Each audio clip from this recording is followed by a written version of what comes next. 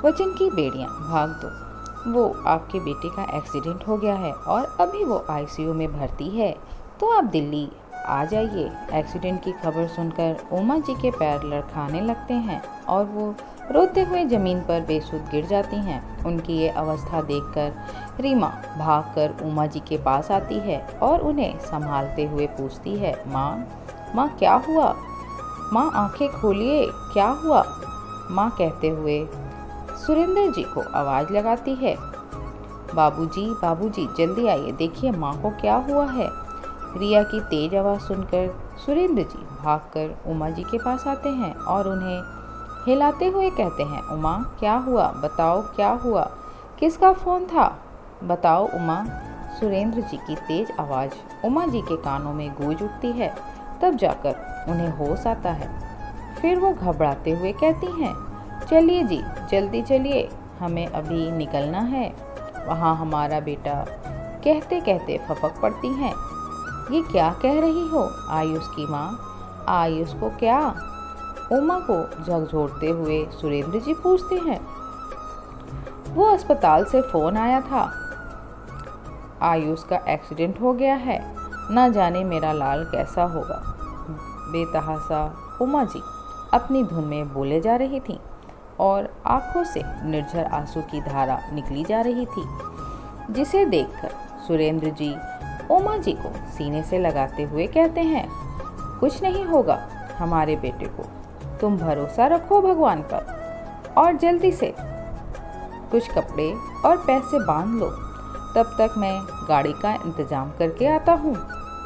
ऐसा कहकर सुरेंद्र जी गाड़ी की व्यवस्था करने चले जाते हैं और उमा जी और रिया सामान बांध लेते हैं।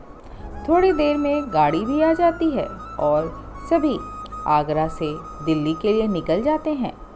पूरे रास्ते रिया चुप थी, उदास थी और मन ही मन रो रही थी अपनी किस्मत पर। आखिर हर बार उसकी ही किस्मत को क्यों बिछड़ने का दुख लिखा था।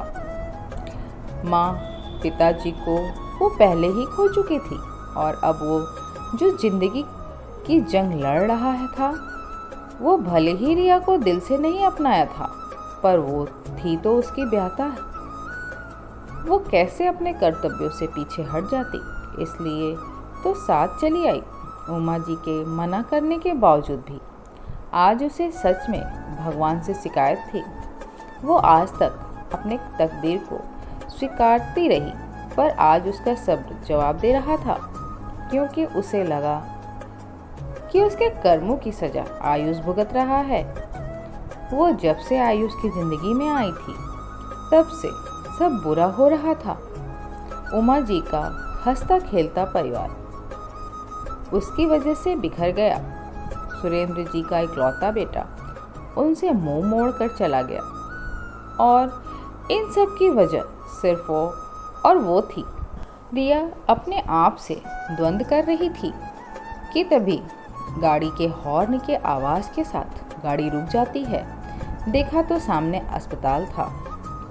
उमा जी और सुरेंद्र जी बिना पल भर की देरी किए अस्पताल के अंदर दाखिल होते हैं और रिसेप्शन पर आयुष के बारे में पूछताछ करते हैं। आयुष का नाम सुनकर वहीं बैठा अमन, आयुष का दोस्त, आता है और कहता है, अंकल जी मैं अमन, आयुष का दोस्त, आप चलिए मेरे साथ। फिर सभी अमन के पीछे पीछे आईसीयू तक चले जाते हैं और फिर बाहर खड़े होकर डॉक्टर का इंतज़ार करने लगते हैं। सभी बेचैनी से आईसीयू पर निगाहें टिकाकर खड़े थे। इसी बीच सुरेंद्र जी अमन से एक्सीडेंट की जानकारी लेते हुए पूछते हैं, ये सब कैसे हुआ बेटा? अंकल जी मुझे भी कुछ ठीक से पता नहीं है, बस इतना पता है कि कल रात आयुष काफ़ी निराश था, उसका जॉब छूट गया। और वो ऐसा कहकर अमन उमा जी और रिया को देखकर शांत हो जाता है। और वो क्या बेटा, मुझे साफ साफ बताओ, भगवान के लिए कुछ मत छिपाओ मुझसे। हाथ जोड़ते हुए सुरेंद्र जी अमन को कहते हैं, प्लीज़ अंकल, ऐसा मत कीजिए, आप मेरे पिता समान हैं, ऐसे हाथ मत जोड़िए। फिर अमन थोड़ी दूर सुरेंद्र जी को ले जाते हैं और उन्हें रीना और आयुष के रिश्ते के बारे में बताता है। रीना और आयुष एक ही कंपनी में काम करते थे। रीना उसके सीनियर थी। काम के दौरान दोनों के बीच नज़दीकियां बढ़ने लगी थीं और देखते ही देखते दोनों एक दूसरे को पसंद करने लगे थे। दोनों शादी करना चाहते थे, पर आपके अचानक बुलाने पर आयुष घर गया और उसकी शादी रिया के साथ हो गई। आपके कस्में और वादे के चक्कर में बेचारा आयुष फंस गया और इसका असर उसके काम और उसकी ज़िंदगी पर पड़ा। शादी के बाद वो रीना से दूरी बढ़ाने लगा। ये बात रीना को हजम नहीं हो रहा था और इसलिए रीना उससे झगड़ा करती थी। इस झगड़े की वजह से उसका काम में मन नहीं लगता था और अपनी दोहरी ज़िंदगी से छुटकारा पाने के लिए परसों शाम रीना को अपने शादी का सच बताया। इसके बाद दोनों के बीच काफ़ी कहासुनी हुई और रीना ने बॉस को कहकर आयुष को काम से निकलवा दिया। आयुष ये सब बर्दाश्त नहीं कर सका और कल रात 2 बजे शराब के नशे में गाड़ी लेकर बस कहीं निकल गया। इसके बाद मुझे कुछ नहीं पता अंकल जी, बस मुझे सुबह 4 बजे अस्पताल से फ़ोन आया तो मैं भागकर यहाँ आया और तब से डॉक्टर के बाहर निकलने का इंतज़ार कर रहा हूँ। वो नर्स बोल रही थी काफ़ी गंभीर चोट आई है, इसलिए पिछले 4 घंटे से उसका इलाज चल रहा है। अमन के मुंह से सच जानकर सुरेंद्र जी जड़वत से हो गए।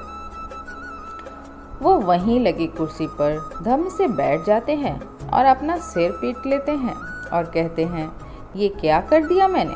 इतना बड़ा अपराध कैसे मैं कर गया?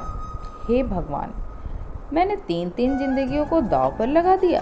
काश मुझे जरा सी भी आभास होता आयुष और रीना के बारे में तो मैं ऐसा कतई नहीं करता। ओह, इन सब में मेरा बेटा पिस गया। वो अपनी ज़िंदगी को दांव पर लगा दिया। आज मेरी वजह से मेरा बच्चा ज़िंदगी और मौत की जंग लड़ रहा है। कहते कहते सुरेंद्र जी बिलक बिलक कर रोने लगते हैं, पर अमन अपने कंधे का सहारा देकर उन्हें चुप कराता है और कहता है, अंकल जी, ये सब ऊपर वाले का दिया है। जो जैसा कहते हैं हम वैसा ही करते हैं। हमारे हाथ में कुछ भी नहीं होता। ये तो कर्मा है अंकल जी, इसलिए ज़्यादा मत सोचिए, सब ठीक होगा। बस भगवान से प्रार्थना कीजिए कि अपना आयुष ठीक हो। अमन की बातों से सुरेंद्र जी को थोड़ी राहत मिलती है, इसलिए वो अपने आंसू पोंछकर वापस उमा जी के पास आ जाते हैं और डॉक्टर का इंतज़ार करने लगते हैं। करीब आधे घंटे के बाद आईसीयू का लाइट बंद होता है और डॉक्टर खन्ना बाहर आते हैं।